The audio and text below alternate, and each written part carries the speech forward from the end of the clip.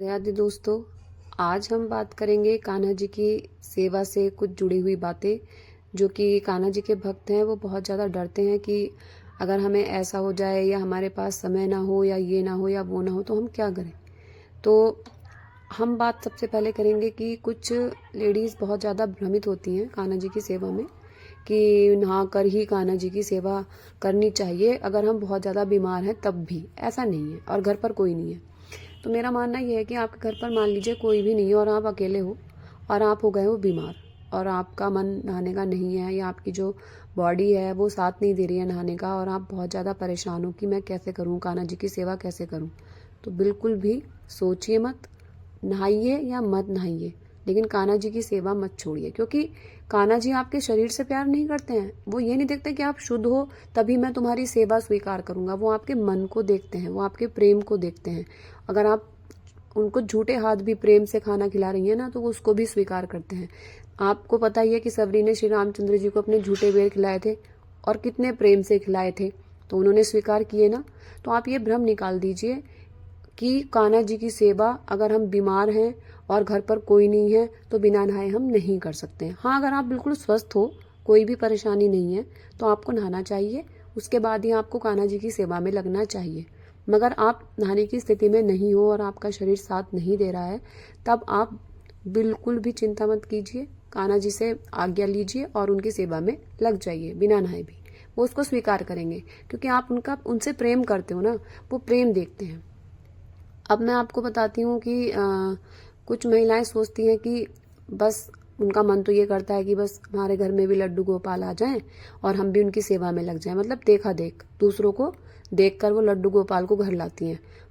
मतलब प्रेम नहीं, सिर्फ देखकर कि ये ऐसे सेवा कर रही है तो मैं भी सेवा करूं। और जब सेवा में वो ले आती हैं कान्हा जी को, उसके बाद वो सेवा करके थक जाती हैं या थक जाते हैं। और उसके बाद फिर वो क्या करते हैं, कान्हा जी को या तो गंगा में विसर्जित कर देते हैं या किसी वृक्ष के नीचे बिठा देते हैं, और या फिर कहीं भी उन्हें ऐसा लगता है कि हम यहाँ छोड़ दें वहाँ छोड़ दें तो उनको छोड़ कर आ जाते हैं। तो क्या ये सही है?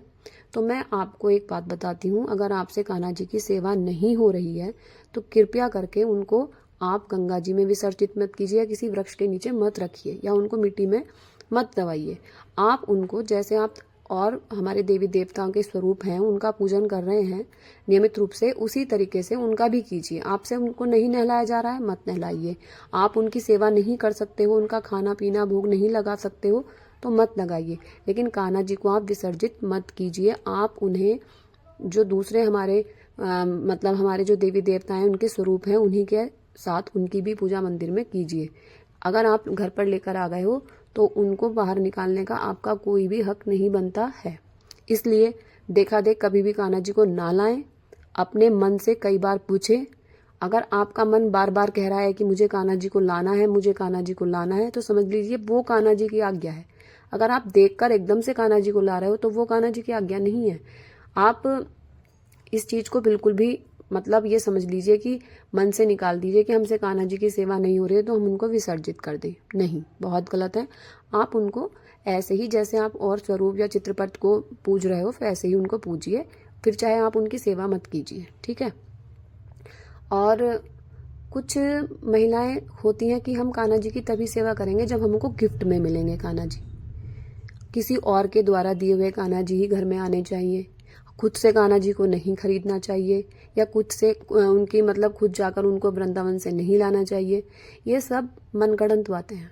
मतलब कि जैसे कहते हैं ना कि एक ने कही दूसरे के पास पहुंची तीसरे चौथे पांचवे।